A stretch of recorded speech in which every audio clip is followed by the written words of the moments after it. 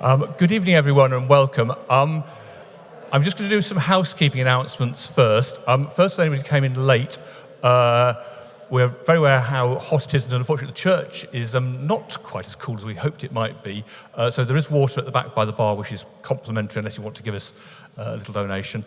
And the other thing I was going to say is, please do not be British. If you're feeling faint, about to fall over, do not think you're going to be causing a scene by drawing attention to yourself. Please do whatever's best for your health rather than staying there and feeling dreadful, and just either leave or please draw attention to yourself, because the last thing I want is to have people feeling they can't do anything because they don't want to interrupt the speakers. I'm sure the speakers will quite respect that. They'd far rather be walking out rather than going out on stretchers. So I'm Robert Doyle of the Streatham Society. Thank you very much for coming along on this incredibly warm evening. Tonight's talk, as many of you I'm sure will know, is about Streatham's Sleeping Beauty, the Streatham Hill Theatre. And I suspect for many of you, both from the Streatham Society or if you're here wearing a hat with the Friends of Streatham Hill Theatre or any of the other theatrical groups in the area, you might well know our two speakers tonight, who are hiding. One of them is anyway. So just behind the lectern, thank you. You can see Liz Burton. Liz Burton's always been interested in local history and has been a member of the Streatham Society for over 20 years, including serving as our own treasurer for 3 years. Liz is a founder member of the Streatham Theatre Company and has used her experience in writing user manuals and training materials for IT applications in her former day jobs to write historical reference materials and blog articles for the Friends of Streatham Hill Theatre. So she comes with a wide variety of knowledge about the Streatham Hill Theatre. And then, if you can make yourself known rather than hiding behind a pillar, David Harvey, who moved to Streatham in 2010 and set about joining up with various vibrant Streatham community groups, including the Streatham Society. He's got a long background working behind the scenes in theatre. He's the founding chairman of the Streatham Theatre Company, which is our local open access theatre group, as we now call them, as well as for the Friends of Streatham Hill Theatre. David also runs a rehearsal space in Sunny Hill Road. He's a member of the In Streatham Business Improvement District Board, wearing that local business hat, and he also did a stint on the Committee of Streatham Action, our local community forum. So a busy time has been had by them both. So welcome both of you. Thank you both for coming tonight. And I think, Liz, you're going to do the first part of tonight's session. Is that right? Thank you, Robert. Hi, everybody. Can everybody hear me okay at the back? Great. So I'm going to start with talking about the history of the theatre, and I'm just going to get familiar with showing you the slides. So Streatham Hill Theatre opened almost 100 years ago, and it formed part of an amazing entertainment complex with the Locarno Ballroom and the Gaumont Cinema. It was the only A-list touring company south of the river, which meant that many West End shows, generally the most popular ones, transferred with their original cast. The theatre was described in the local press as adding immensely to the impressiveness of Streatham. It is an ambitious scheme and worthy of success, which it actually was. The theatre only exists because of a guy called Hugh Sewell Kingdon, who had a lifelong dream of bringing a theatre to Streatham. Kingdon was born in North London and brought up in Canada. During the early days of World War I, Kingdon came to England and married a Streatham girl. Sadly, his wife and baby both died in the 1919 flu pandemic, but he kept his ties with Streatham and a few years later seized the opportunity to buy certain leases of land that were up for renewal. Kingdon became one of the first directors of Streatham Hill Playhouse Limited. I just wanted to say quickly that along Streatham High Road at that time were a lot of large houses in their own grounds, and it was leases of those land around the houses that came up for sale, because Streatham had a lot of country residences of people who worked in the city. So let's have a look at the beginning. And in 1929, when the theatre opened, until 1944, with a break during the war, and then from 1950 to 1962, Streatham was home to one of the largest and most important theatres in Britain. I just want to take the opportunity to just ask if anybody's seen a show there, either a show from the old days or an STC show, or who's been on a tour. If you have a think about it, and at the end, maybe we could share any memories that people have. I'd rather just carry on for now, because obviously with the microphone it won't be easy. So have a think. On Thursday, the 6th of September 1928, Evelyn Leigh, who was a popular musical comedy actress, laid the foundation stone. The commemorative plaque can still be seen outside on the wall. The theatre was designed by Spragg and Burton. William Spragg was a well-known theatre architect and designed a lot of local theatres. So let's go on to the glory years. The theatre was one of the largest in Britain. It was even larger than the London Palladium. The lighting system was the most advanced of its kind in England at the time, and even more advanced than many theatres in America. In 1932, a microphone was installed, which allowed the manager to make announcements to the audience. Apparently, it was the only theatre that had such a device at the time. The slogan was, "West End shows at provincial prices." When a box at the Coliseum cost £3 for the top price, a box at Streatham Hill cost £1.11 6, or £1.58 for those people who don't remember old money, which I'm afraid I do. Prices in the stalls were around half those of the West End. The first production that opened the theatre in 1929 was the Cochrane Revue, Wake Up and Dream, with music and lyrics by Cole Porter and starring Sonny Hale and Jessie Matthews, both very well-known stars of the time. Sonny Hale was a Streatham boy and the husband of Evelyn Leigh. People flocked to the show because there was a whiff of scandal. Both Sonny and Jessie were going through divorces at the time, and they married not long after. C.B. Cochrane, who was also a well-known theatre impresario, attended the first night and made a speech after the show. Dame Anna Neagle made her first stage appearance in this production. I don't know if anybody remembers her. She was then called Marjorie Robertson. But she was around in the 60s. I saw Dame Anna Neagle in the 60s. In 1930, Joseph Clavering, who had controlled the Golders Green Hippodrome, the other A-list touring theatre in London, became the majority shareholder of Streatham Hill Playhouse Limited, and Kingdom transferred his attentions to the Locarno next door. So Kingdom didn't last very long, sadly. I just want to show you what it was like under the stage. The photos are maybe not so clear, but the stage was one of the largest in London, as you would expect, and it was designed and equipped to hold any major West End play. The safety curtain weighed 8 tons. Electronically controlled, it could drop within 10 seconds or gradually in 1 minute in the event of an incident. The curtain could also be controlled from outside. The orchestra pit was one of the best of its kind and unique in London. It was in 3 sections, each capable of being raised or lowered by hydraulic jacks. Also under the stage, as you can see on the left there, this was the central vacuum cleaning system. A central suction pump supplied outlets throughout the building into which pickup hoses were inserted. There were also 2 star traps through which actors were catapulted onto the stage in a puff of smoke. Between them and slightly behind the star traps, there was the grave trap. Sorry, I'm not very good at this. I've not got the measure yet. That is that. In the centre, the grave trap. And that was effectively a sort of piece of floor which raised itself from under the stage onto the stage and could take things up and take things off. It was called a grave trap because it was roughly the same size as a grave. And it was often used for Yorick from Hamlet, and also for removing heavy furniture and sometimes dead bodies that had to vacate the stage. Not real dead bodies. Behind the grave trap and looking up into taking up the entire width of the stage were bridge slots, which were used for raising and lowering large flats, which are the sort of backdrops for the scenery. Big wheels were used and very large pulleys on ropes, and they were really powerful. They could really hold a lot.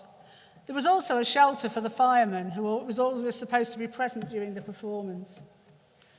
That was still there not too long ago. To the rear of the stage were the changing rooms, which were also still there. Those for the artistes were on 4 levels. The main stars, obviously, had rooms at stage level. And the smaller compartment was provided for a quick change. And the stage was, at one time, was very well preserved, not too long ago. I'm not quite sure what it's like now. Here are some stars of the early years of the theatre. So many famous people visited, and many famous people performed. In December 1929, we have Anna Pavlova, the second picture there, who performed with her company, which often included the Dying Swan. Her company included a Mitcham girl called Cecil Mather. Pavlova returned in September 1930, not long before she died. In July 1930, Paul Robeson played Othello, the first black actor to do so for over a century. And Croydon-born Dame Peggy Ashcroft, when she was quite a lot younger than that, played Desdemona. The cast also included Dame Sybil Thorndike and Rafe Richardson, so it must have been a marvellous Othello. Many of Ivan Novello's plays transferred to Streatham. There he is, looking very moody there. On the last night of his play, which was called I Lived With You, in July 1932, Novello was visited by Laurence Olivier and Douglas Fairbanks Jr. with his wife, Joan Crawford. Fans besieged the stage door for several hours after the show, and 30 police officers had to escort the party to their car. Well, it's unheard of now, isn't it? Opera and music were important too. The Doyley Cart and Covent Garden opera companies were frequent visitors, and November 1932 saw a week of Sir Henry Wood conducting his own symphony orchestra. And there he is at the end there. Must have been wonderful. Another show that was very important is John Gielgud's Hamlet. John Gielgud appeared as Hamlet in 1935. Some say this is still the most important interpretation of the play. Alec Guinness had a minor role, and Jessica Tandy, anybody remember her from Driving Miss Daisy, played Ophelia. Those are the shots from it. But let's just move on now to royal events. During the late 1930s, there were a number of royal dramas were being played out in real life. George V's Silver Jubilee in 1935, followed by his death in 1936, and then the accession and abdication of Edward VIII and the coronation of George VI, and all were commemorated at the theatre with special programme covers and plays about royalty. Before the performance on the evening of the coronation, George VI's speech was relayed to the audience. Here's a programme from Coronation Week, 1937. The play showing is the comedy Call It a Day by Dodie Smith, more famous for the novels 101 Dalmatians and I Capture the Castle. The play is a comedy which takes place over the course of one day and follows the lives and loves of a family and their servants. For threepence, the programme is a fascinating read with many interesting articles, including one contrasting the theatre in 1911, George V's coronation year, with the modern theatre of 1937. I read the article, it was brilliant. As tensions increased in the run-up to war, the theatre showed a string of comedies starring some of the major stars of the time, including Margaret Rutherford and Robertson Hare. But the laughter stopped on September the 3rd, 1939, when the theatre went dark. I just want to talk a little bit about the Lupino family before we go on to the war. The Lupino family were well known in theatrical circles in Streatham and beyond, and they made frequent appearances at Streatham Hill Theatre. The Streatham branch of the family are descended from a man called George Hook, who was a dancer born in the 19th century, who took the name Lupino after he'd worked with the original family who emigrated from Italy. Apparently it was a common thing to do then, to take the name of someone you admired. Of George Hook's 16 children, George Lupino was the father of Barry and Stanley Lupino. And this is, on the left there, the leftmost picture is Barry Lupino. He was the older son, and he appeared frequently at the theatre. Stanley Lupino, in the middle, moved to Streatham in 1931 and lived at 152 Liam Court Road. Stanley also wrote plays and novels, as well as appearing at the theatre, and he was probably more famous, really, than Barry was. Stanley's daughter, Ida Lupino, however, was probably the most famous family member. She made her British film debut in the early 30s, and she later acted in many films in the States. She won a Film Critic Award, and she also directed, one of the earliest women directors. So, I don't know whether anybody remembers her, but she was certainly well known. We're now going to look at wartime. And so, first of all, for 3 weeks, after the outbreak of war, the theatre was dark, but it started up again after only 3 weeks, and for a while the standard of plays was pretty high. It included John Gielgud's classic interpretation of The Importance of Being Earnest, which introduced Dame Edith Evans as Lady Bracknell. With some West End theatres closed and those that were open closing earlier, Streatham Hill and its companion, the Golders Green Hippodrome, were regarded as the premier theatres in London.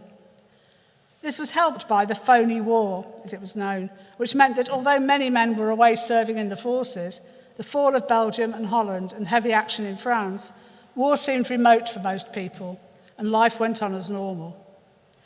However, as 1940 progressed, high explosive and incendiary bombing raids began, and as the theatre had no bomb shelters, people had to shelter in the basement lounges, which is where the nightclub was installed later. The theatre was closed for 3 months in the autumn of 1940, at the time of the Blitz, and reopened only for a pantomime at the end of that year. Shows were generally shown at 2 or 2:30 p.m, even 11 a.m. on Saturdays, and later performances were held in the early evening. Illuminated signs on the stage informed audiences of alerts and all clears. Performances carried on, but anyone who wished to leave could do so.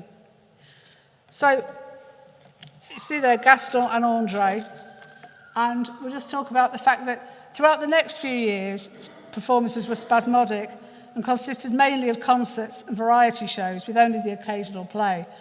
Girly shows, legal as long as the near-naked ladies did not move, were also a cheap option. And Gaston and André were really probably the most well-known of the girly show performers. And as I say, they performed the Adagio dance and produced a book of photos, which I've never seen, called Beauty of the Human Form. At the same time, the theatre was losing money, sadly. There were hundreds of shows and thousands of actors, actresses and performers on the stage over many years, but its sheer size meant that the theatre was constantly under the threat of closure. It was just too big to stay open, really. Then, in 1944, disaster struck. During the period from mid-June to July 3rd, 1944, 3 V-1 rockets, which were effectively cruise missiles, each weighing a ton, hit the streets around the theatre, causing enormous structural damage, and the theatre was forced to close.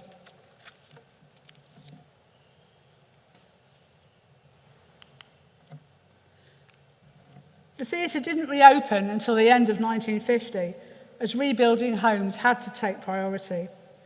The opening show was the pantomime Cinderella, with a young Clive Dunn as one of the broker's men. The rich and famous continued to visit after the reopening. Winston Churchill attended a performance of The Yeoman of the Guard by the D'Oyly Carte Opera Company here in 1952. In 1954, Peggy Ashcroft played Ibsen's Hedda Gabler. And in 1956, Arnold Wesker came to see John Osborne's Look Back in Anger, and it inspired him to write his Roots trilogy. Some time ago, Streatham Theatre Company created a blog called Playing with Sugar, which supported one of our earlier shows, and it was based around memories of Streatham. So people gave us their memories, and some of us, me included, interviewed them, and we wrote scripts based around them. And Charlotte Mackey, in our blog, recalls that her father, who was the director and playwright Philip Mackey, but on two of his plays at the theatre, The Whole Truth and The Key of the Door. When The Key of the Door was showing, each programme contained a key. The correct key opened a box at Kennard's department store in Croydon, which is more recently Debenhams, and its owner won a case of whiskey. That would have been good, wouldn't it? In the 1950s, comedies were mainly shown, and the popular stars of the day appeared: Kenneth Williams, Barbara Windsor, Sid James, and June Whitfield. There were also some great modern dramas, including Peter Shaffer's first play from 1958, Five Finger Exercise, which exposes the underlying tensions of incest and homosexuality when a tutor is brought into a family, and also Tea and Sympathy by Robert Anderson, and written in 1953, in which a private schoolboy is accused of homosexuality. In one of the last shows performed at the theatre, Tom Courtenay made his first London appearance in Keith Waterhouse's Billy Liar. However, with the introduction of television, audience numbers fell drastically. Variety was replaced in the public's affections with newfangled shows such as Coronation Street, which started in December 1960, and further competition was provided by Bingo, which was the new craze sweeping the nation. The theatre finally closed its doors in 1962 and reopened as Mecca Bingo. The last theatre manager, James Walter Parry, was with the theatre for 30 years and retired following the closure. Like Hugh Sewell Kingdon, he was a widower. In 1963, he boarded the Greek liner Laconia at Southampton for a Christmas cruise at the Western Mediterranean. On 22nd December, it caught fire, and 128 people died. James Walter Parry was among them. So now let's have a look at some of the programmes over the years. The Friends of Streatham Hill Theatre have accumulated a large collection of programmes, and I'm always happy to maintain the database because it gives me a chance to read them all. The main picture shows how the cover design changed from the 1950s. This is the central picture here. I'm hopeless with this thing. There, it shows how the programmes changed from the 1950s back to the early 30s. Programmes from the early 30s were magazines in miniature. Priced at threepence, they were a common programme for the week, used across multiple theatres for different shows. Extra pages were added for the specific show and theatre. Sometimes local advertisements were included. As well as interviews with popular stars and reviews of shows, all interests of the typical West End theatre goer were catered for. One column, Bridge Confessions, asked West End stars about their experiences playing bridge. One starlet, Betty Chester, answered every question with, "I should hate to say." Well, I think I'd hate to say as well. I'm a hopeless bridge player, but anyway. Theatre goers obviously liked it. The dog doctor dealt with dog health, while another advised on stocks and shares. There were also competitions. Win a free theatre trip. Make as many words as you can from Stanley Lupino. Answers on a postcard, please. By 1940, when the nation was at war, the programmes were looking much thinner. By the time World War II ended in 1945, a programme was a double-sided sheet of A5 for twopence. When the theatre reopened in 1950, there were no articles, just adverts, mainly for Streatham and the environs. If you're interested in the adverts, I've written an article about them on the Friends of Streatham Hill Theatre blog. The covers often reflected a big show such as Bela Lugosi in Dracula, 1951, and Babes in the Wood, starring big-hearted Arthur Askey. There he is at the end, in 1955 to 1956. So let's have a look at what the theatre's like inside. So I attended the Streatham Society's first Access All Areas tour, in which I think was 2012. Actually, the Streatham Society accessed it in 2012. And I remember the late Brian Blois, assisted by David, showing us round, and I was absolutely gobsmacked by the number of people who turned up. I think they were expecting maybe 30 people, and they got at least 200. This tour was the only occasion that I saw the Dress Circle Bar, and the wonderful views of the ABCD roads from the second floor front windows. Access to this area was normally restricted, as a number of rooms were rented out as studios to local artists and makers. Rumour had it that Banksy was a tenant. SDC's access to the theatre from 2013 to 2017 gave actors and audience a very good idea of the bingo hall and most of the backstage areas. A flight of stairs ran on it each side from the basement to the top of the building. There was a projection room on the top floor, that's the middle top, that top picture, with double door hatches which looked down on the stage. They allowed films to be shown when times were hard, such as during the 1930s Depression. Actually, I wrote this some time ago. I've just spoken to David before I came on, and he said there's no record of films being shown, and he thinks that the projection room was higher up. Anyway, we thought it looked like a projection room. The gallery foyer had orange flock wallpaper and turquoise paint, which is the bottom right photo. The manager's office was halfway up the stairs between the first and second floors. The ground floor entrance area was beautiful with a pink and blue theme, which you can also see at the bottom, next to the right. And that had a box office and a kiosk. In the basement, as well as all the stage equipment, was a mock Tudor area, shown bottom left. This could have been a nightclub dating back to Mecca Bingo days. We found gym equipment in some of the rooms. The basement floor was so wet in some areas that as you walked across it, you sank into it. The water ingress is probably quite recent, caused possibly by nearby development. Two tributaries of the Falcon Brook River run under the theatre, and a pump constantly pumped the water out. I have seen it fairly recently, and it all seemed quite a lot drier, but we just got to live and hope, really. That was at the end of January.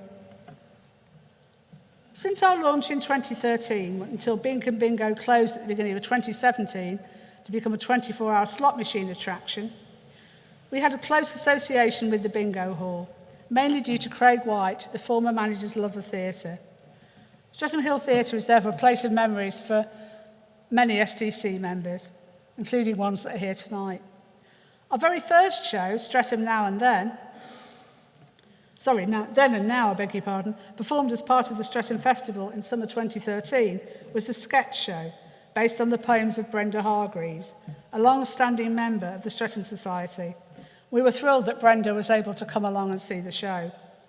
Brenda knew Evelyn Leigh slightly, and Evelyn told Brenda about spending the night before laying the foundation stone for the theatre, drinking absinthe with some Americans. This led to Brenda writing the poem, The Stone is Laid, that she read at Streatham Then and Now. And here are some lines from it. The stone is laid. The day I came to lay the stone, the 6th day of September, is one that Streatham can't forget, and I can't quite remember. It was in 1928. That much I know for certain. But around the actual enterprise, time drew a kind of curtain. The reason for this mental block, I'll tell you in a jiffy. The night before, I must confess, I'd been a trifle squiffy. And she explains how she met some Americans who introduced her to absinthe frappe, which made her happy. Do have another, boo, they said. Well, one seemed rather lonely. Then when you've had 2 absinthe, why should you have 2 only? Do boo another have, they said. And I said, sure, another. And when I woke up in my bed and locked my eyes, oh, bother. How fortunate, I told myself, that I can stay here always. And then she sat bolt upright and said, gosh, I've got a date in Streatham. So after she laid the stone, no one was any the wiser that she was not completely sober. And Brenda ends the poem with, I love the theatre that they built and played there very often. The reason why I'm still your friend should not be hard to ponder. I came here steeped in absinthe. Absinthe makes the heart grow fonder. So apparently, Brenda also met Jack Warner at Streatham Hill Theatre. Does anybody remember Dixon of Dock Green? And she asked him to sign her programme, and he apparently put his arm around her and said, "So you're Brenda, are you?" Which was a nice thing to say, wasn't it? Anyway, so STC set up a small theatre in the first floor foyer where we performed several shows, including Breaking the Code by Hugh Whitemore and directed by Helen Mason. This is one of our best shows to date, with a standout performance in the leading role by Louis Fox. But I must also mention our devised Access All Areas shows, where guides took groups of people around the theatre, with theatrical surprises and discoveries happening along the way. Here's The Devil Rides Back, Shakespeare Plays Bingo. There's Then and Now, of course. They gave me so many happy memories, to be honest. The dead body falling from the balcony directly in front of a table of bingo punters. Gosh, they were scared. The late and much missed, one of our late and much missed members as the projectionist. Terry Wynn, who's in the audience tonight, as the theatre manager, trying to placate his wife and keep his actress mistress happy at the same time. So also the devil appeared to a group of lady teachers who had summoned the Lord of Darkness to the theatre basement. In case anybody's wondering, a soundproofing arrangement muffled the sounds of the bingo. And it was actually mattresses that used to carry around and put in front of strategic doors. But I did enjoy it a lot because I was able to write some of the scripts for this stuff, and I love devised shows. The final tour we gave was a guided tour with a burlesque theme to a group of Beacon Bingo managers who were deciding whether or not to keep the bingo going. All our efforts failed to persuade them, and the theatre closed to become a 24-hour slot machine venue in early 2017. No theatre has been performed there since. Thank you.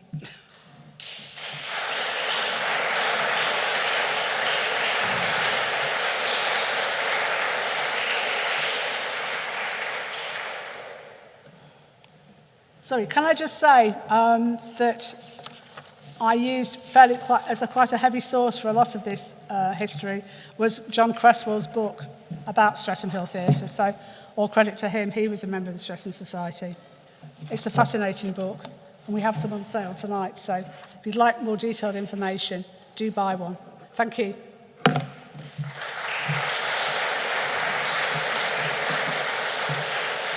And does anybody have any memories or points they'd like to raise about it before they go and get a drink? Or would you rather do it afterwards? Okay, thank you.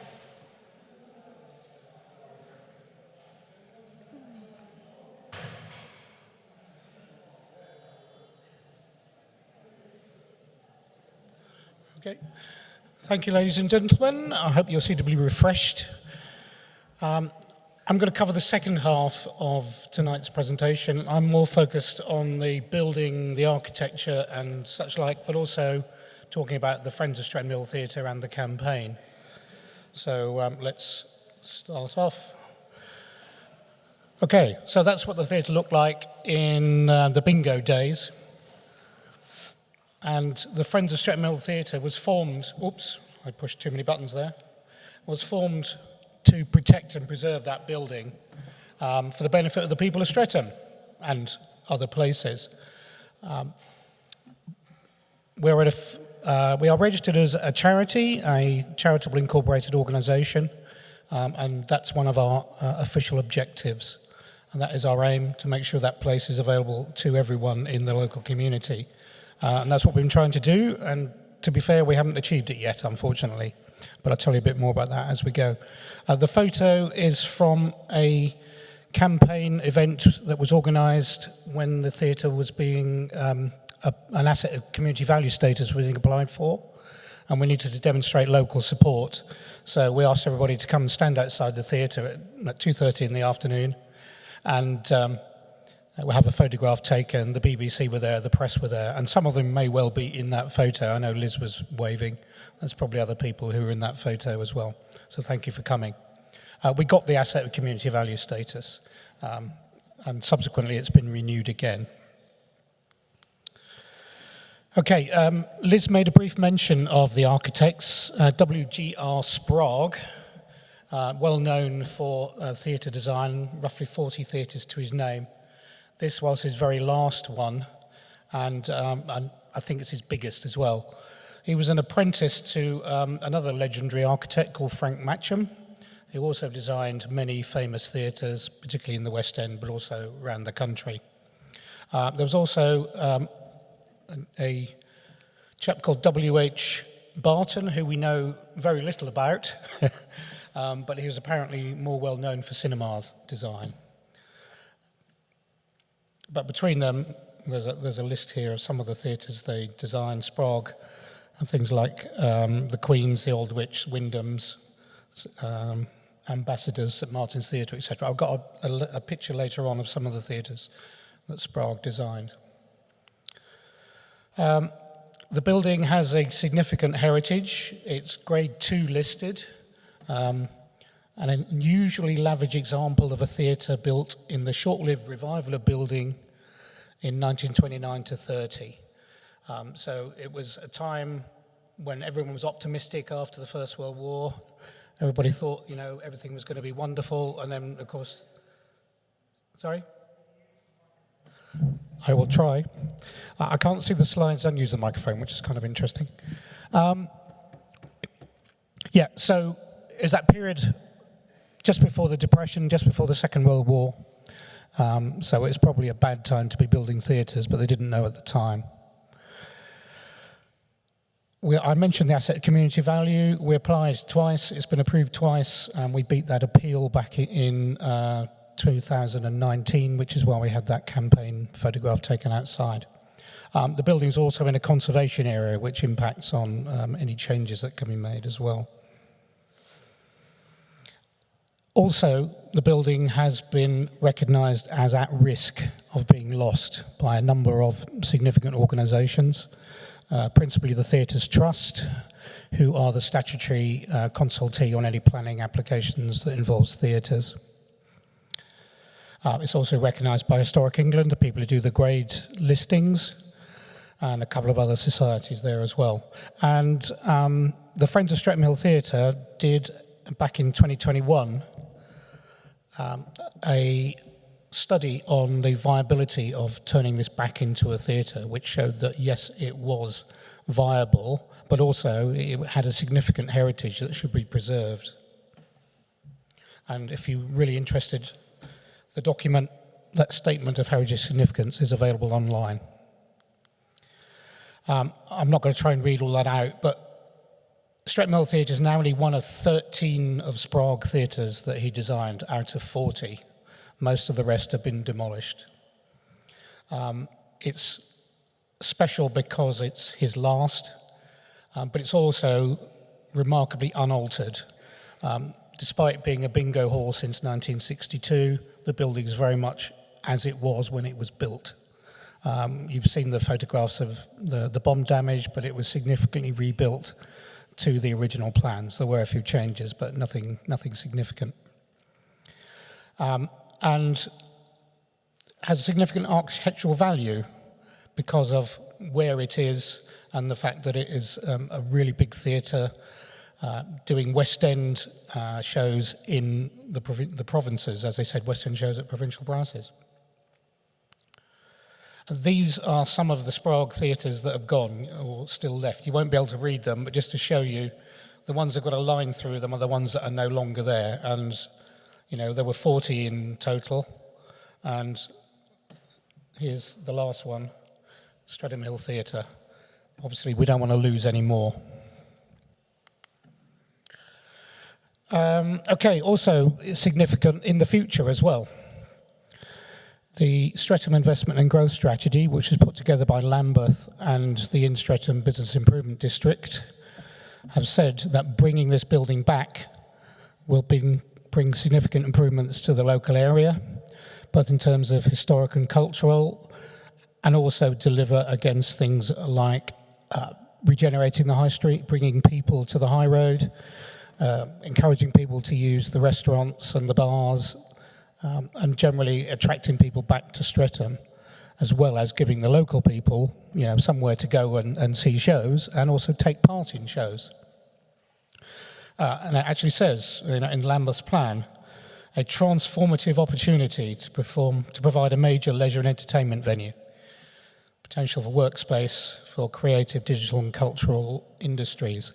There's a massive dressing room block at the back of the building, 5 stories high, which could be offices for small businesses, it could be studios for artists, and still be able to support the operation of the theatre. So as far as the local authority is concerned, it should be back as a leisure and entertainment centre. Our study also points out all of those things: rejuvenated premises, arts, cultural performance activities, major role in leading high street recovery, more footfall. I'm not going to go through that in any more detail. So, talking about the design of the building, as we said, built in 1928, opened in 1929. We believe it was the 4th largest theatre in London when it was built, a similar scale to the London Palladium. We don't think anything bigger has been built since then, so it probably still is the 4th largest theatre in London. Capacity of 2,800, which we think was 2,500 seats roughly, and the rest would have been standing space. It's got stalls, a dress gallery, and a high-level gallery, and there are 12 boxes on either side of the stage. If you wander around it, if you ever get the chance, you'll find that there's a lot of leg room, there's no pillars in the way, you've got really good sight lines. So it's a really good theatre for when it was built, and a lot better than many of the West End ones where you sit with your knees up around your ears behind a pillar. Yeah. Plus it's got all of the bars, lounges, and it allegedly had several soda fountains where you could get your sarsaparilla. Couple of photos of the inside. So the stage is down here. Here's some of the boxes and the 2 galleries. And if you look at the other side, more boxes, 2 galleries. And this is when it was a bingo hall, so you can just see bingo seats down there at the bottom. There's the 2 galleries. So dress circle and the gallery at the back. Again, you can see no pillars, lots of good sight lines. The stage, again, Liz mentioned this, it could take the really big shows because it had all the equipment. These drawings are in John Cresswell's book, but it shows the various bridges, the 2 star traps down here, the grave trap, and this amazing rising orchestra pit, which I have a picture of somewhere. I just mentioned, Liz mentioned the speaker that was put in so that announcements could be made. It came from a company called Tannoy, who were based in West Norwood. And the name is still out there making top-level hi-fi, but I suspect it's probably owned by the Chinese by now. That's a picture of the stage. Again, you can see the size of this stage, bearing in mind that those are seats. And if you are a person,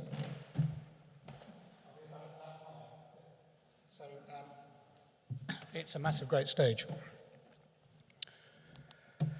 And there's the Tannoy speaker up above the stage. I don't know whether it works. Liz also mentioned these, so the star trap, where you would fire your pantomime villain up through the trapdoor. And that was a photograph taken a few years back. I expect it's still in the same state. Some of the other machinery is not quite so well preserved. And down on the bottom right, or bottom, yeah, your bottom right, my bottom left, is the machinery for the orchestra pit, which, and this again is in the book if you want to see the detail, was in 3 sections. So you can raise the orchestra, you can raise the conductor, or if you push the wrong button, the poor conductor gets sunk down the middle. The lighting equipment, again, Liz mentioned, it was a very new design, the finest yet installed in any English theatre, claims the manufacturer. As far as we know, it's not there anymore, we can't find it. Although we do believe that a similar one went into the Astoria, which is now the Odeon. So there's a slight chance that it's still hiding somewhere in the Odeon, but this one's gone. You've already seen the picture of the hole in the side with the flying bomb. One thing I will point out is that in this picture, the roof is still there. But subsequent pictures, the roof has gone. So at some point the damage was sufficient that the roof collapsed. We do have aerial photographs showing this beam that's there had been removed from the building, was put on wasteland just to the right of the theatre. So it sat there for a few years till it was put back in. Again, as Liz said, it wasn't rebuilt until the 50s because they couldn't get the bricks. But if you go down now, you can see on the Bar Hill roadside the lighter coloured bricks where they replaced them with a slightly different colour. I said before, when it was rebuilt, very much to the original drawings, although they did make a few changes. The revised drawings are in the London Metropolitan Archives, so we've been to have a look at them, and there's some slight changes were made, but nothing significant. The main change was that there was originally a glass dome over the stalls, so you can imagine sort of above our heads here. They didn't put that back after the war. I guess the glass was probably difficult to get, and they just went with a plain ceiling.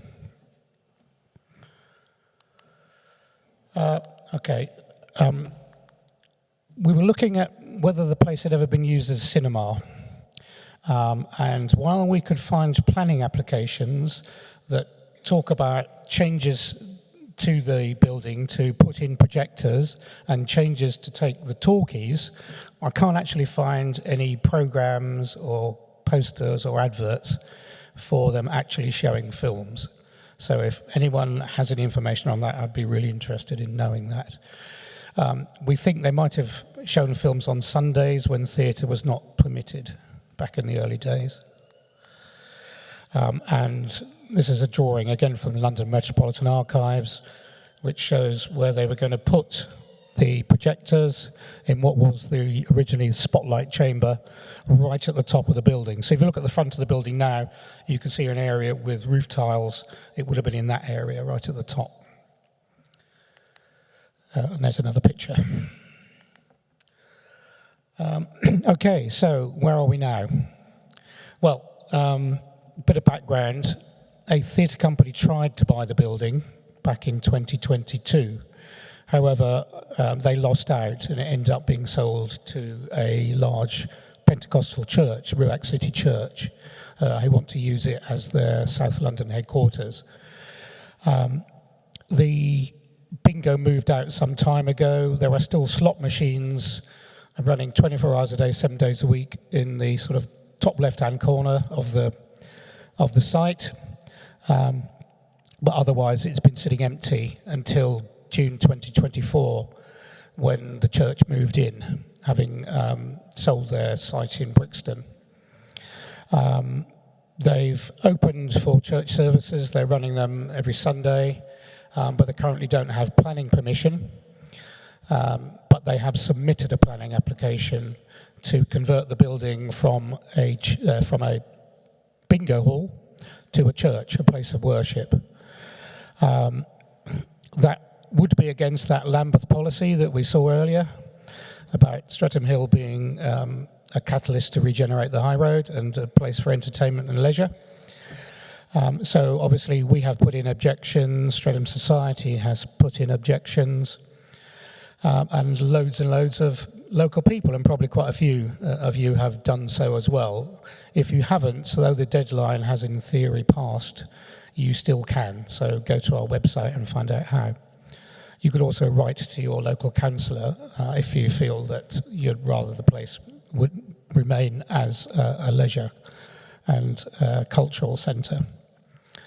The theatre company that was interested is still interested. They have been presenting proposals to the church, looking for a way of working together, possibly with services on Sundays and theatre the rest of the week. So we're waiting on those discussions.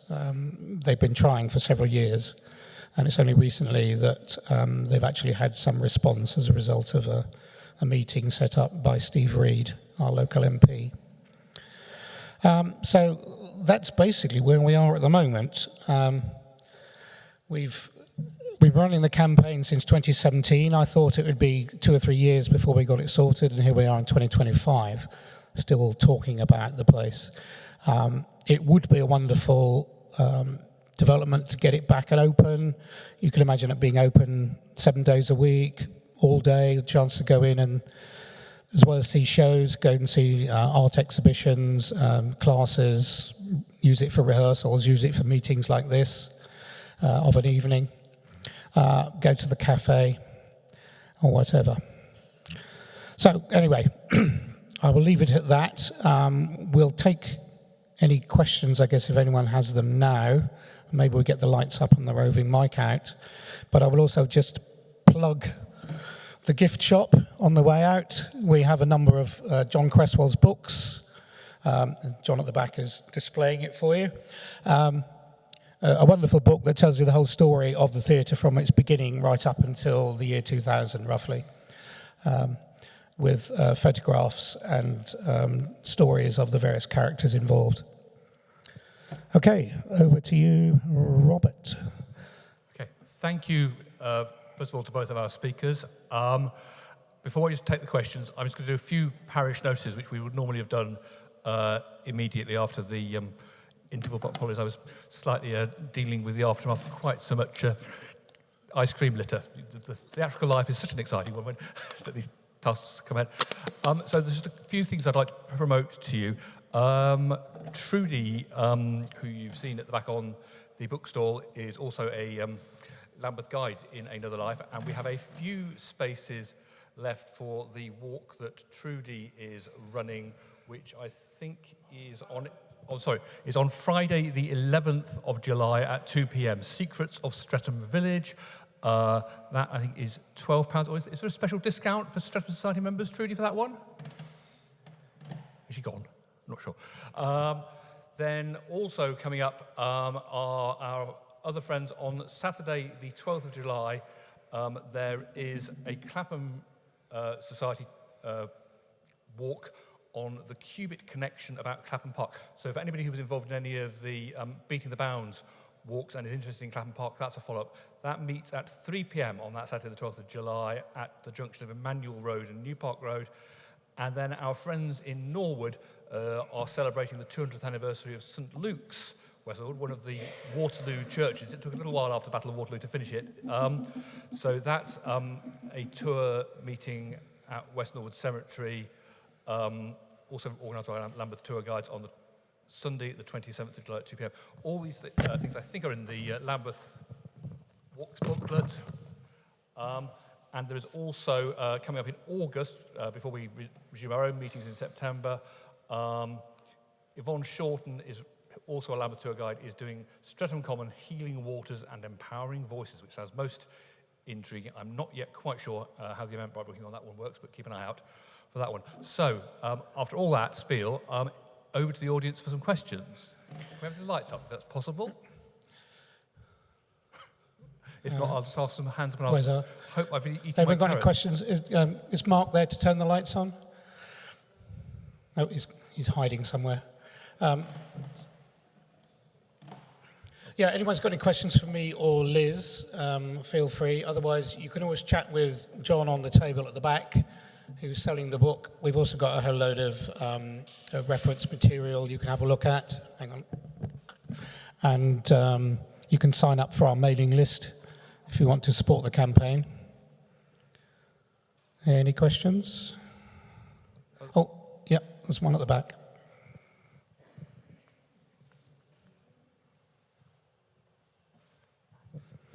Just wondered which theatre company is interested in buying it. Right, okay. It's a company run by a chap called Tom Sutherland, spelt Southerland. He's currently the artistic director at the Mayflower in Southampton. And his idea is to use Streatham Hill Theatre to develop big new musicals. He writes and produces musicals. And what he wants to do is use it as a place to sort of generate those and then send them out on tour. So he wants a big space, which obviously Streatham Hill Theatre is.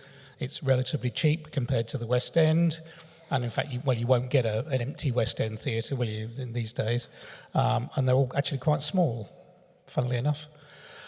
So it would be a good space for him. He's also keen to be open all the time, to have outreach with schools and the local community groups. He joined the Friends of Streatham Hill Theatre quite a long time ago, before he made this proposal. So yeah, he's a good guy with the right sort of ideas, which we think will work well in Streatham. The sorts of shows he will be putting on will be destination shows, so they don't really matter where they are. You know, if someone put on Hamilton in Streatham, they would have come, wouldn't they? So, you know, fingers crossed. Thank you. Thank you. Any more questions out there? You don't feel obliged. I can do general knowledge, if you like. When I came on the tour, there was beautiful chandeliers there. Are the chandeliers still in the theatre? There are some in the auditorium. I'm not sure whether I've got any. Let's have a look. See if I've got any photos. So there's one there, which you probably can't see in the lights. That's still there.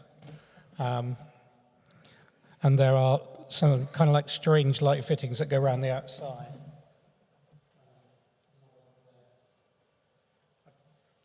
I'm not sure if I've got a better photo. Let's have a look.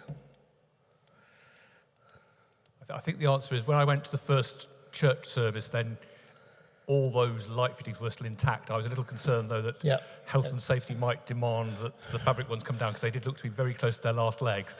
Yeah, these are what are there at the moment, sort of giant downlighters with a chandelier in the middle. There's also quite a nice chandelier in the foyer, which you can see in that picture there. So, I mean, all of that stuff is protected as a Grade 2 listed building, so any changes will need planning permission. Thank you. Okay. Any more? Robert. You've heard this story many times before. I did go as a child to the theatre. What I remember is that the red or pink programmes that you showed were sealed. They were sixpence, and they were sealed because, presumably, to prevent children or anybody else selling the programme to somebody else. It seems such an unnecessary step, but I've never quite forgotten that. And my other memory, well, not memory, rather the story I was told, was my Auntie Marion had an uncle who was a comedian, and he was in a pantomime. And he was Dame, and in the inevitable kitchen scene, the oven exploded. And of course, she got hysterical. She was a child in the audience, and she got absolutely hysterical to see her uncle in the face by an exploding oven. That's the much story as I know. I don't even know his name, but presumably if I went through all the programmes, actually, I could probably find out who he was. Yeah, if you can work out when it was.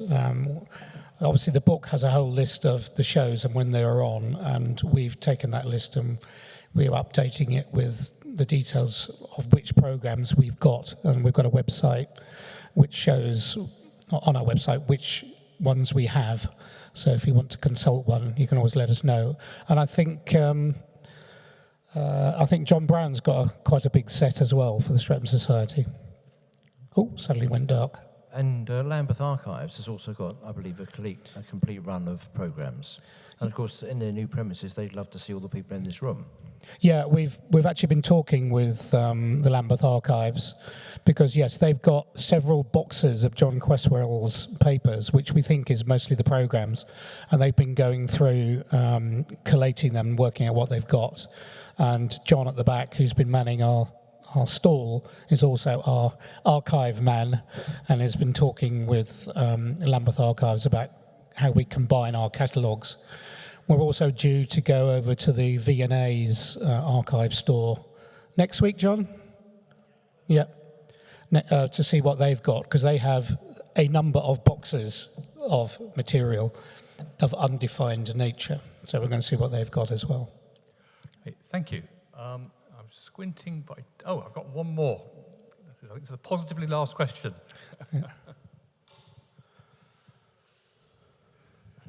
Can you tell us what your relationship is with the church? Yes. We've always tried to be friendly with them. We've been trying to meet them and talk to them. They've been fairly reluctant to talk to us. We did meet them when they first bought the building for about 20 minutes and asked about community access and this theatre company. We then heard pretty much nothing from them until just before they opened 2 years later, when they wanted to talk about community engagement. They wanted us to write their community engagement thing for the planning application, which we said, no, we can't do that. But in the end, Lambeth organised a community meeting for the church. So that was the major discussions we had with them. Subsequent to that, I mentioned Steve Reed managed to get us all together on a Teams meeting with the church, Tom Sutherland, ourselves, Theatres Trust. And I think now the church will take the offer from the theatre a bit more seriously, probably because they're going to need it to get through planning. But yeah, they've tended to be fairly reluctant to talk to us. Not quite sure why, but that's the case. We've asked, would they open for the Streatham Festival? Would they let us use the building for a tour or for events? Or could we open up for open house? And again, we've got no response to those. So it's been a bit tricky. If we've been dealing with, I don't know, Wetherspoons or Tesco's, we might have had more chance. But anyway, here we go. Okay, thank you. So I just wanted to say thank you so much, excuse me, to both our speakers tonight, to you and to Liz. Can we show them our appreciation? Thank you.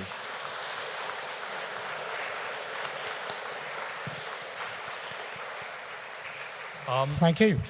Thank you. And I say they will be around at the table at the back. If people have got glasses or anything else, could you help us by taking those back to the kitchen at the back?